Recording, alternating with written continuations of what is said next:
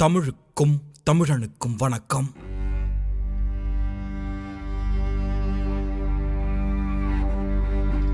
ஆயிரத்தி 1950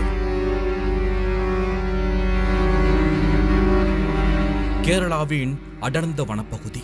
நாகரிக உலகின் காலடிப்படாத 10 முதல் 15 மைல்களுக்கு சுற்றி மனித நடமாட்டமே இல்லாத ஒரு மலை உச்சி. அங்கே ஒரு புனித தலம் அமைதியாக காத்திருக்கிறது. மே 20 பூஜைகள் முடிந்து கோவில் மூடப்பட்டது. சரியாக 25 நாட்கள் கழித்து ஜூன் 14 அடுத்த மாத பூஜைக்காக கோவிலுடைய சாந்திக்கரன் பூசாரி அந்த மலைப்பாதையில் மீண்டும் ஏறுகிறார். ஆனால் அங்கே அவர் கண்ட காட்சி அவர் வாழ்நாளில் மறக்க முடியாத ஒரு கொடூரம். கருவறை, மண்டபம், சமையலறை அனைத்தும் எரிந்து சாம்பல் மேடாக கிடந்தது. அந்த புனித தலம் எரிந்திருந்தது. அது ஒரு விபத்தல்ல, அது ஒரு திட்டமிட்ட அழிப்பு. அதிர்ச்சி அடைந்த அவர்கள் 2 நாட்கள் கழித்து ஜூன் 16 அன்று காவல்துறைக்கு தகவல் கொடுக்கிறார்கள். ஆக 1950 மே 20 அன்று கோவில் மூடப்பட்டது. 25 நாட்கள் கழித்து ஜூன் 14 அன்று அந்த அழிவு கண்டுபிடிக்கப்பட்டது. பிறகு 48 மணி நேரம் கழித்து ஜூன் 16 அன்று காவல்துறைக்கு தகவல் கொடுக்கப்பட்டது. பிறகு ஜூன் 20 முதல் காவல்துறை அதிகாரி சம்பவ இடத்திற்கு வருகிறார். சம்பவம் நடந்து பல வாரங்கள் கழித்து தடயங்கள் மழையில் கரையத் தொடங்கிய பிறகு காவல்துறை தன் விசாரணையை தொடங்குகிறது. அந்த மர்ம முடிச்சை அவிழ்க்க களமிறக்கப்பட்டார் ஒரு அதிகாரி.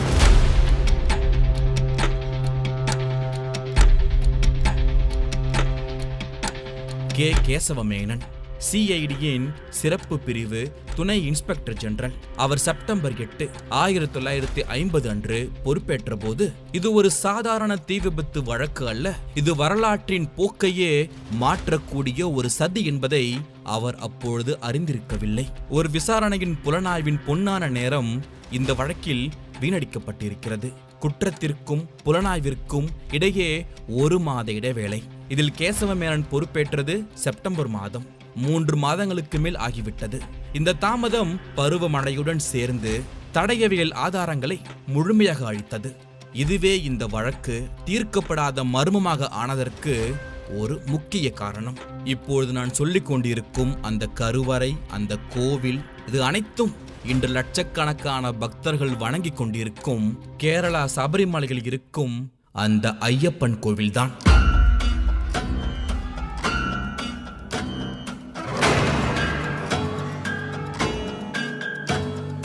ஆயிரத்தி 1950 அன்று அங்கு ஒரு மோசமான சம்பவம் நடந்தது. இன்று நாம் பார்க்கும் இந்த புனிதமான சபரிமலை கோவில் சில மர்ம நபர்களால் சேதப்படுத்தப்பட்டு சிலை உடைக்கப்பட்டு எரிக்கப்பட்டிருக்கிறது. அந்த வழக்கை விசாரித்த கேசவமேனன் அவர்கள் தயாரித்த அந்த அறிக்கையின் அடிப்படையில்தான் இந்த வீடியோ பதிவு உருவாக்கப்பட்டிருக்கிறது. நீங்கள் சபரிமலைக்கு செல்லும் நண்பராக இருந்தால் இந்த வரலாற்றை கொஞ்சம் தெரிந்து கொள்ளுங்கள். அதற்கு முன்பு நம் டீப் டாக்ஸ் தமிழ் சேனலை சப்ஸ்கிரைப் செய்து தொடர்ந்து உங்கள் ஆதரவை தாருங்கள். கேசவமேனனுடைய அறிக்கையில் 3 முக்கிய தடயங்களை அவர் குறிப்பிடுகிறார். தடயம் 1, கருவறை கதவு. அது பூட்டப்படவில்லை, உடைக்கப்பட்டிருக்கிறது. பித்தளை தகடு வேயப்பட்ட அந்த கதவின் மீது 15 ஆழமான வெட்டுக்காயங்கள் இருக்கிறது. தடயம் 2, உடைந்த அந்த சிலை. கருவறைக்குள் ஐயப்பனுடைய திருவுருவம் சிதைக்கப்பட்டு கிடந்தது. அந்த சிலையுடைய தலை, இடது கை மற்றும் விரல்கள் துண்டிக்கப்பட்டிருந்தது. சிலையின் முகத்திலும் நெற்றியிலும் கூட வெட்டுக்காயங்கள் இருந்தன. அது கல் சிலையா உலோக சிலையா என்ற கேள்வி வரலாம். 1950 அழிக்கப்பட்டது பழமையான ஐயப்பனுடைய கல் சிலை. அடுத்து தடயம் 3, சம்பவ இடத்தில் ஒரு கோடாரி கிடந்தது. அதன் கூர்மையான முனையில் பித்தளை துகள்கள் ஒட்டி இருந்தது. கருவறையின் பித்தளை தகடு வேயப்பட்ட கதவை உடைக்க இந்த கோடாரியை பயன்படுத்தியிருப்பது சந்தேகத்திற்கு இடமில்லாமல் அங்கு நிரூபிக்கப்பட்டது. மேலும் கருவறைக்குள் ஒரு மண்ணெண்ணெய் விளக்கு கண்டெடுக்கப்பட்டது. மரத்தாலும் பித்தளையாலும் ஆன கோவிலை எளிதில் தீப்பற்றாத அந்த பொருட்களை எரிக்க மண்ணெண்ணெய் அல்லது நெய் போன்ற எரிபொருள் பயன்படுத்தப்பட்டிருக்க வேண்டும். கேசவமேனன் எழுதுகிறார் இவ்வாறு: குறைந்தது 4 முதல் 5 மணி நேரம் குற்றவாளிகள் தொடர்ந்து எரிப்பதற்காக உழைத்திருக்க வேண்டும் என்று சொல்கிறார். ஆனால் இந்த அழிவின் நடுவே ஒரு ஆச்சரியம் இருக்கிறது. அங்கு திருட்டு நடக்கவே இல்லை. கோவிலுடைய தங்கம், வெள்ளி பாத்திரங்கள் மற்றும் விலையுயர்ந்த பொருட்கள் எதுவும் திருடப்படவில்லை. ஆக இதன் பொருள் குற்றவாளிக்கு பணத்தின் மீது ஆசை இல்லை, மாறாக அந்த இடத்தின் மீதோ அல்லது அங்கு இருக்கும் தெய்வத்தின் மீதோ ஒரு ஆழமான கோபம் இருந்திருக்க வேண்டும். கேசவ மேனன் தன் அறிக்கையில் முடிவாக சொல்கிறார், இது ஒரு விபத்து அல்ல, இது ஒரு திருட்டும் அல்ல, இது திட்டமிட்ட ஒரு கொடூரமான வன்முறை. இதன் ஒரே நோக்கம் புனிதத்தை அழிப்பது. இந்த சம்பவம் நடந்தது மே 20 24 தான் என்ற முடிவுக்கு எப்படி வந்தார்கள் என்பதை நாம் புரிந்து கொள்ள வேண்டும். கேசவமேனன் கையில் இந்த வழக்கு வருவதற்கு முன்னால் சபரிமலையை சுற்றி இருக்கின்ற மலைவாழ் மக்களிடம் அப்போதைய முதல் கட்ட விசாரணை அதிகாரிகள் விசாரணையை நடத்தியிருந்தார்கள். அதில் மலைய பண்டாரம் பழங்குடியினத்தை சேர்ந்த நீலகண்டன் என்பவர் காட்டில் ஒரு பெண்ணை தேடி சென்றபோது கோவில் பகுதிக்கு அருகில் இருந்து புகை வருவதை கவனித்துள்ளார். விசாரணையில் நீலகண்டன் முதல் மழை பெய்வதற்கு 3 நாட்களுக்கு முன்பு புகையை கண்டதாக சொல்லியிருக்கிறார். அப்படி பார்த்தால் அது மே 23, அதாவது கோவில் சாத்தப்பட்டு 3 நாட்களுக்கு பிறகு. அடுத்து 25 வயதான பப்பி பொடியின் தலைமையிலான ஒரு குழுவினர் காட்டு பொருட்களை சேகரிப்பதற்காக மே 26 அன்று கோவிலுக்கு சென்றபோது கோவில் முற்றிலும் எரிந்து மழையில் நனைந்து கிடப்பதை பார்த்திருக்கிறார்கள். அதில் பொடியன் என்பவர் அவர்களுடைய இடமான ஊழம் பகுதிக்கு திரும்பிய உடனேயே காண்டன் என்ற குறவன் மூலம் கோவில் அழிக்கப்பட்ட செய்தியை தன் தாய்க்கு தெரிவிப்பதற்காக உடனடியாக ஆள் அனுப்பியுள்ளார். இந்த செயல் அவர் குற்றமற்றவர் என்பதற்கான சான்றாகவே அறிக்கையில் பார்க்கப்படுகிறது. ஆக இந்த விசாரணையில் கோவில் எரிக்கப்பட்ட காலகட்டத்தை அவர்களால் யூகிக்க முடிந்தது. எனவே கோவில் மூடப்பட்டு 1 அல்லது 2 நாட்களுக்கு பிறகு தாக்குதல் நடத்தப்பட்டிருக்கலாம் என்றும் அதன் விளைவாக ஏற்பட்ட புகையை நீலகண்டன் மே 23 அன்று கண்டிருக்கலாம் என்றும் புலனாய்வு அதிகாரி கேசவ மேனன் தனது அறிக்கையில் முடிவுக்கு வருகிறார். குற்றவாளியை தேடுவதற்கு முன்னால் குற்றத்திற்கான நோக்கத்தை அவர் தேட ஆரம்பித்தார். அதற்கு நாம் 1950களில் கேரளாவை புரிந்து கொள்ள வேண்டும். ஜூலை 1, 1949 திருவிதாங்கூர் கொச்சி மாநிலம் புதிதாக பிறந்திருந்தது. அது ஒரு நிலையற்ற அரசியல் காலம். அரசியல் குழப்பங்கள் நிறைந்திருந்தன. இந்தியாவிற்கு சுதந்திரம் கிடைத்து பல மாநிலங்கள் ஒன்றாக இணைந்து இந்தியா என்ற ஒரு நாடு உருவானது. ஆனால் கேரளா மட்டும் அப்பொழுது இந்தியாவோடு இணையவில்லை. 1949 திருவிதாங்கூர் கொச்சி ஒரு மாநிலமாக புதிதாக பிறந்தது. அது ஒரு நிலையற்ற அரசியல் காலம். அரசியல் குழப்பங்கள் நிறைந்திருந்தன. அரசியல் ஒருபுறம் என்றால் சமூக சூழல் அதைவிட வேகமாக மாறிக்கொண்டிருந்தது.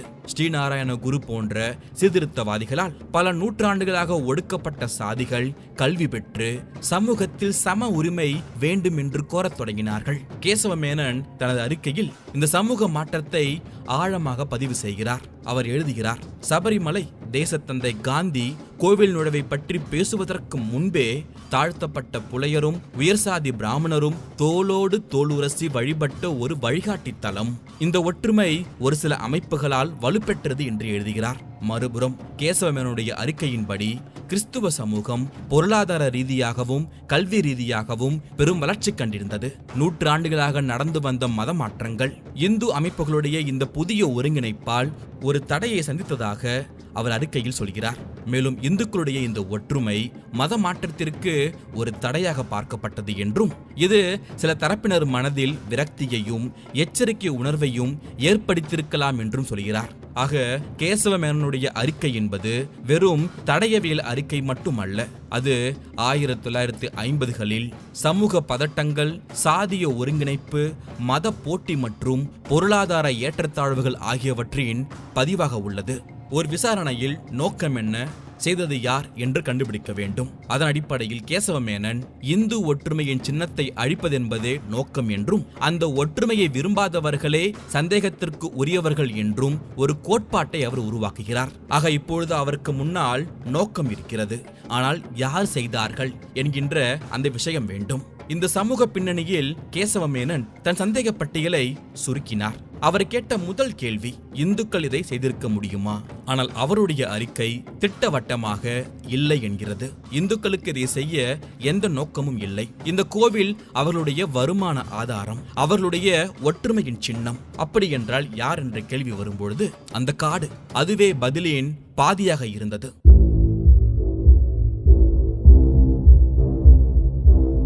இன்று நாம் பார்ப்பது போல வழித்தடங்கள் அந்த காலகட்டத்தில் கிடையாது. காட்டு வழி பாதை போலத்தான் இருக்கும். பல ரகசிய பாதைகள் இருந்தன. அந்த பாதைகள் அங்கு செல்லும் பக்தர்களுக்கு பொதுவாக தெரியாது. ஆனால் ஒரு குழுவுக்கு அது அத்துப்படி. அவர்கள்தான் சட்டவிரோத வேட்டைக்காரர்கள். கேசவ மேனன் தன் அறிக்கையில் இவ்வாறு எழுதுகிறார். இந்துக்களை விட கிறிஸ்துவர்களுக்கே இந்த பாதைகளும் இடங்களும் அதிகம் பரிச்சயமானவை. அவர்களே மலையடிவாரத்தில் வசிக்கிறார்கள். அவர்களே இரவு பகலாக இந்த காடுகளில் வேட்டையாடுகிறார்கள். ஆக அவருடைய இந்த விசாரணை குறிப்பிட்ட நபர்களை சுற்றி வளைத்தது. அதில் ஓசப் என்ற குஞ்சப்பன், சாக்கோ, மலையானிக்கல் கொச்சி மற்றும் பலர் இருந்தார்கள். இவர்கள் அனைவரும் சட்டவிரோத துப்பாக்கிகளை வைத்திருந்த, காட்டில் வேட்டையாடுவதையே தொழிலாக கொண்ட வேட்டைக்காரர்கள். மேலும் இவர்கள் சுயமாக செயல்படவில்லை என்றும், காஞ்சரப்பள்ளி மற்றும் சுற்றுவட்டார பகுதிகளை சேர்ந்த செல்வாக்கு மிக்க 2 கிறிஸ்துவ ஜமீன்தார் குடும்பங்களை சார்ந்தவர்கள் என்றும் அறிக்கையில் குறிப்பிடுகிறார். சம்பவம் நடந்த அதே காலகட்டத்தில், அதாவது மே 20 இருந்து 25க்குள் இந்த வேட்டைக்கார குழுக்கள் கோவிலுக்கு மிக அருகில் உள்ள பொன்னம்பலமேடு, சித்தம்பலமேடு ஆகிய பகுதிகளில் தங்கி காட்டெருமைகளை வேட்டையாடியதை அவர்களை ஒப்புக்கொண்டார்கள். இவர்கள் தங்கியிருந்த இடம் கோவில் இருந்து 4 மைல் தூரமே இருக்கிறது. ஆக கேசவ மேனன் ஒரு தெளிவான விஷயத்தை முன்வைக்கிறார். 1, இதற்கு பின்னால் மூளையாக இருந்தவர்கள் செல்வாக்கு மிக்க 2 ஜமீன்தார் குடும்பங்கள். 2, நோக்கம் சபரிமலையில் இருக்கும் இந்துக்களுடைய ஒற்றுமையை சீர்குலைத்து நிலக்கல் பகுதியில் தங்கள் மதத்தின் ஆதிக்கத்தை நிலைநிறுத்துவது. 3, அவர்களுக்கு கட்டுப்பட்ட காட்டை அறிந்த துணிச்சலான வேட்டைக்காரர்கள். 4வதாக உடந்தை. இவர் ஒரு புதிய நபர். இவருடைய பெயர் பைலி. இவர்தான் இந்த சபரிமலை வனப்பகுதியின் வனக்காவலர். இவர் இந்த வேட்டை கும்பலில் ஒருவராகவும் இருந்திருக்கிறார். ஆக இவ்வாறு கேசவ மேனனுடைய சந்தேக வளையம் சுருங்கிவிட்டது. பெயர்கள் கிடைத்துவிட்டது. ஆனால் ஆதாரம் அதுதான் இல்லை. தடயங்கள் மழையில் கரைந்து விட்டது. அதனால் அவர் ஒரு உளவியல் போரை ஆரம்பித்தார். அதுதான் குறுக்கு விசாரணை. ஒரு திரைப்படத்தில் வருவது போல அவர் சந்தேக நபர்களுடைய பொய் சாட்சியங்களை ஒவ்வொன்றாக உடைத்தார். சந்தேக நபர் 1, பைலி, வனக்காவலர், வேட்டை கும்பலுக்கு வழிகாட்டிய ஒரு அரசு ஊழியன். அவர் சொன்ன பொய் என்னவென்றால், சம்பவம் நடந்த நாட்களில், அதாவது மே 21 இருந்து 25 வரைக்கும் அவருக்கு உடல்நிலை சரியில்லாமல் மருத்துவமனையில் இருந்ததாக சொல்லியிருக்கிறார். ஆனால் கேசவ மேனனுடைய புலனாய்வில் அவர் மருத்துவமனைக்கு சென்றது உண்மை. ஆனால் அவர் மே 29 அன்றுதான் சென்றிருக்கிறார். அதாவது குற்றம் நடந்து 1 வாரத்திற்கு பிறகு. அவருடைய மேலதிகாரி மிஸ்டர் உட் சாட்சியம் சொல்லியிருக்கிறார். பைலி அனுமதி இல்லாமல் விடுப்பில் இருந்தார். அவர் நோயாளி அல்ல என்று சொல்லியிருக்கிறார். மேலும் பைலி வேண்டுமென்றே ஒரு போலி மருத்துவ சான்றிதழை உருவாக்கியிருந்தார். மேனன் தன் அறிக்கையில் இவ்வாறு குறிப்பிடுகிறார். ஏதோ ஒரு பயங்கரமான உண்மையை மறைக்கவே அவர் இந்த நாடகத்தை ஆடியுள்ளார் என்று குறிப்பிட்டிருக்கிறார். அடுத்த சந்தேக நபர்கள் குஞ்சப்பன் மற்றும் ஓசப். இந்த இருவரும் 2 பெரிய குடும்பத்துடைய ஆட்களாக கருதப்படுகிறார்கள். அந்த 2 பெரிய குடும்பத்துடைய பெயர்கள் கள்ளிவாயில் மற்றும் கரிம்பானல். இவர்கள் இருவருமே சொன்ன ஒத்த பொய் என்னவென்றால், நாங்கள் கரிமானல் முதலாளிக்காக ஏலக்காய் செடிகளை பறிப்பதற்காக காட்டுக்குள் சென்றோம் என்று. கேசவ மேனனுடைய அந்த ஆய்வில் இது ஒரு அப்பட்டமான பொய் என்று சொல்லியிருக்கிறார். ஏலக்காய் செடிகளுக்காக இவ்வளவு செலவு செய்து ஒரு குழுவை அனுப்ப தேவையில்லை. காரணம், கரிமானல் முதலாளியின் சகோதரருக்கு அங்கே சொந்தமாக ஏலக்காய் தோட்டம் இருந்தது என்று தன் அறிக்கையில் அந்த வாதத்தை முன்வைத்து அவர்கள் சொன்னது பொய் என்று சொல்கிறார். அடுத்து அவர்கள் சொன்ன இன்னொரு பொய், நாங்கள் முரிங்காபுழாவில் உள்ள கவுங்கல் கடையில் மளிகை பொருட்கள் வாங்கினோம் என்று சொல்லியிருக்கிறார். அதையும் மேனன் விசாரித்ததில் அந்த கடைகாரன் அப்படி ஒரு வியாபாரமே நடக்கவில்லை என்றும், என் கடையில் அவ்வளவு சரக்கு கூட இல்லை என்றும் சாட்சியம் சொல்லியிருக்கிறார். ஆக அவர் அறிக்கையில் இவை அனைத்தும் புனையப்பட்ட பொய்கள். அவர்களுடைய ஒரே நோக்கம், சம்பவம் நடந்த அந்த நாட்களில் அவர்கள் பொன்னம்பலமேடு பகுதியில் கோவிலுக்கு அருகில் தங்கியிருப்பதை மறைப்பது மட்டுமே என்று அறிக்கையில் குறிப்பிட்டிருக்கிறார். ஆக இவ்வளவு வலுவான சந்தேகங்கள், பெயர்கள், நோக்கங்கள், குடும்ப பின்னணி வரை அனைத்தும் இருந்தும் கேசவ மேனன் ஏன் யாரையும் கைது செய்யவில்லை? வழக்கு ஏன் நீதிமன்றத்திற்கு வரவில்லை? அதற்கு அவரே தன் அறிக்கையில் கடைசி பக்கங்களில் பதிலளிக்கிறார். இது விசாரணையின் தோல்வி அல்ல, இது இயற்கையின் சதி என்கிறார். காரணம் ஒன்று, தாமதம் மற்றும் மழை. குற்றம் நடந்து கிட்டத்தட்ட 1 மாதம் கழித்தே முதல் அதிகாரி சென்றார். அதற்குள் அந்த பருவமழை குற்றவாளிகளின் கால் தடங்கள், கைரேகைகள் என அத்தனை தடத்தையும் கழுவி சென்றிருந்தது. காரணம் 2, உணர்ச்சி வசப்பட்ட சாட்சிகள். முதலில் சம்பவ இடத்திற்கு சென்ற அந்த பூசாரி மற்றும் அவரது குழுவினர் அதை பார்த்த அதிர்ச்சியில் பல முக்கிய தடயங்களை அவர்களுக்கு தெரியாமலேயே அழித்திருக்கலாம்.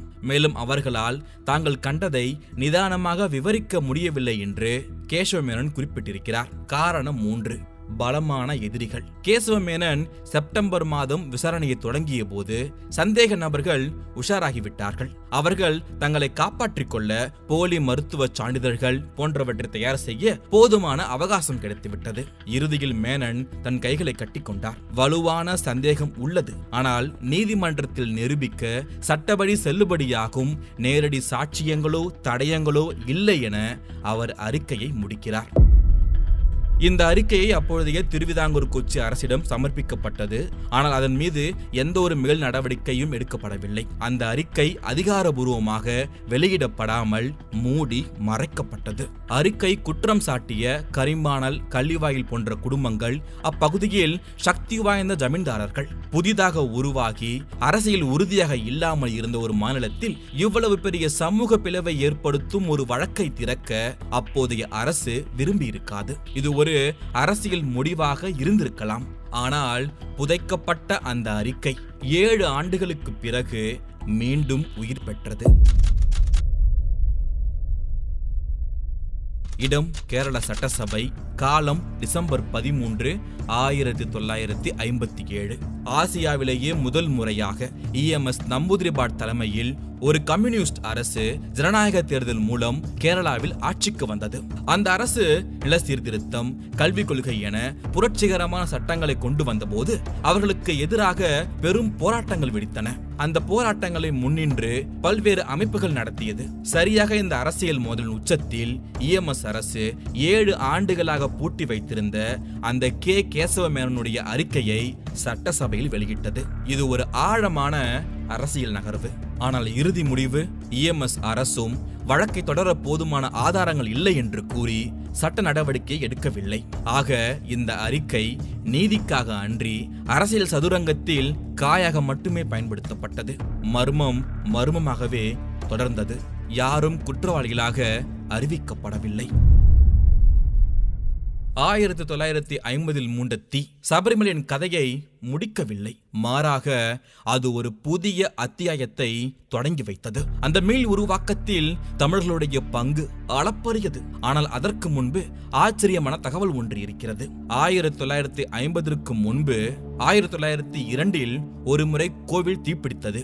ஆனால் அது ஒரு விபத்து. கற்பூரம் ஏற்றிய பொழுது தவறுதலாக பரவிய தீயது. அப்பொழுது திருவிதாங்கூர் மன்னருடைய வேண்டுகோளின்படி அந்த கோவிலை புனரமைக்க உதவியர் யார் தெரியுமா? கொச்சுமன் முத்தலாளி என்ற ஒரு கிறிஸ்துவ மதத்தை சேர்ந்த ஒப்பந்தக்காரர். 1902 ஒரு கிறிஸ்துவர் கோவிலை கட்ட உதவுகிறார். 1950 புலனாய்வு அறிக்கை கிறிஸ்துவர்கள் மீது கோவிலை அழித்ததாக சந்தேகப்படுகிறது. ஆக இந்த செயல் ஒரு தனிப்பட்ட நபர்களுடைய செயல்களை ஒரு மதம் முழுமைக்குமாக பார்க்கக்கூடாது என்பதை உணர்த்துகிறது. இப்பொழுது 1950க்கு வருவோம். அழிக்கப்பட்டது கல் சிலை. இனி அங்கே ஒரு புதிய சக்தி வாய்ந்த விக்கிரகத்தை நிறுவ வேண்டும். யாரை கொண்டு செய்வது? தேவ பிரசன்னம், அதாவது குடவோலை மூலம் 2 பெயர்கள் தேர்ந்தெடுக்கப்பட்டது. ஆச்சரியமாக இருவருமே கேரளாவை சேர்ந்தவர்கள் அல்ல. அவர்கள் தமிழர்கள். மதுரையின் 2 பெரும் ஆளுமைகள். ஒருவர் நவாப் ராஜமாணிக்கம் பிள்ளை, மற்றொருவர் சர் P.T. ராஜன், அப்போதைய மதராஸ் மாகாணத்தின் பெரும்புள்ளி. இவர்கள் இந்த மாபெரும் பொறுப்பை ஏற்றுக்கொண்டார்கள். பிறகு இந்த சிலை மே அல்லது ஜூன் 51 சபரிமலையில் மீண்டும் பிரதிஷ்டை செய்யப்பட்டது. ஆனால் சர் P.T. ராஜன் அதோடு நிற்கவில்லை. அவர் செய்தது சபரிமலை வரலாற்றையே மாற்றி அமைத்தது. P.T. ராஜன் அந்த புதிய ஐயப்பன் சிலையை, அந்த பஞ்சலோக சிலையை கேரளாவுக்குள் மட்டுமல்லாமல் அப்போதைய தமிழ்நாடு முழுவதும் மாபெரும் ஊர்வலமாக எடுத்து சென்றார். கொஞ்சம் எண்ணி பாருங்கள். 1950 கோவிலை அழிக்க நினைத்தவர்களின் நோக்கம் தோற்று போய்விட்டது. அந்த அழிவு சபரிமலையை ஒரு உள்ளூர் கோவில் நிலையில் இருந்து அகில தென்னிந்திய யாத்திரை தலமாக மாற்றிவிட்டது. தமிழர்கள் இல்லாமல் இன்றைய சபரிமலை இல்லை, அங்கு ஐயப்பன் இல்லை. அந்த சிலையை கொடுத்தது மட்டும் இல்லாமல் அந்த சிலையை கொண்டு தமிழகம் முழுவதும் யாத்திரை சென்று கார்த்திகை மாத விரதம் என்ற கலாச்சாரத்தை பிரபலப்படுத்தினார்கள். இந்த சம்பவமே பக்தர்களுடைய எண்ணிக்கையை ஆயிரக்கணக்கில் இருந்து லட்சக்கணக்கிற்கு உயர்த்திய ஒரு முக்கிய திருப்புமுனை. 1950 நடந்த தீ வைப்புக்கு பிறகு கோவில் மீண்டும் கட்டப்பட்டது. 1969 புதிய கொடிமரம் நிறுவப்பட்டது. 85 18 படிகளுக்கும் பஞ்சலோக தகடு வேயப்பட்டது. கோவில் முன்பு இருந்ததை விட பன்மடங்கு புகழ் பெற்றது. இந்த இடத்தில் ஒரு வித்தியாசமான விஷயம் இணையதளத்தில் தென்பட்டது. கேசவமேனனுடைய அறிக்கை 2 பெரும் குடும்பங்களை வலுவாக சந்தேகப்பட்டதல்ல. அதில் ஒரு குடும்பத்தின் பெயர் கரிமானல் குடும்பம். சமீபத்தில் 2022 காஞ்சராப்பள்ளி பகுதியில் கரிமானல் என்ற குடும்ப பெயரில் ஒரு சொத்து தகராறு தேசிய செய்திகளில் இடம் பிடித்தது. மார்ச் 7 2022 அன்று குடும்ப உறுப்பினர் ஜார்ஜ் குரியன் கரிம்பானல் தனது சொந்த தம்பி ரெஞ்சு குரியன் மற்றும் தாய்மாமன் மேத்யூஸ் கேரியா ஆகிய இருவரையும் கொலை செய்த வழக்கில் விசாரணை செய்த நீதிமன்றம் டிசம்பர் 2024 இரட்டை ஆயுள் தண்டனை விதித்தது.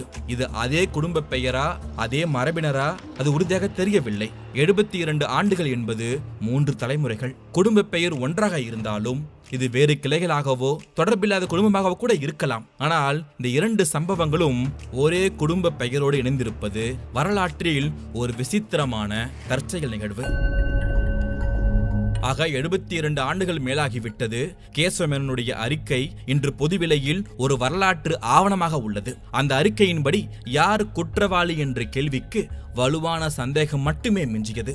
யார் அந்த 5 பேர் என்ற கேள்விக்கு சட்டபூர்வமான பதில் இன்று வரை இல்லை. 1950 நடந்தது சந்தேகத்திற்கு இடமின்றி ஒரு கொடூரமான அழிவு செயல்தான். ஆனால் வரலாறு நமக்கு வேறு ஒரு பாடத்தை கற்றுத்தருகிறது. 50 மூண்ட தீ அந்த பழங்கால கல் சிலையை கரைத்திருக்கலாம், காணாமல் செய்திருக்கலாம், சிதைத்திருக்கலாம். ஆனால் அந்த சாம்பலில் இருந்து உதித்த புதிய பஞ்சலோக சிலையும் அது கொண்டு வந்த புதிய பக்தி இயக்கமும் முன்பை விட இப்பொழுது வீரியமாக எழுந்து நிற்கிறது. அந்த தீயை மூட்டிய அந்த மர்மத்தின் புகை இன்றும் சபரிமலையின் அடர்ந்த காடுகளில் எங்கேயோ ஒரு மூலையில் மறைந்திருக்கலாம். ஆனால் அந்த மர்மத்தை விட மக்களுடைய நம்பிக்கை சக்தி வாய்ந்ததாக இருப்பதே சபரிமலை நமக்கு சொல்லும் தீர்க்கப்படாத உண்மையான புதிதாக இருக்கிறது. சுவாமியே சரணமையப்பா என்ற அந்த கோஷத்தில் எதிரொலிக்கும் அந்த மலை சிகரம் இன்றும் தன் மர்மத்தை காப்பாற்றிக் கொண்டிருக்கிறது.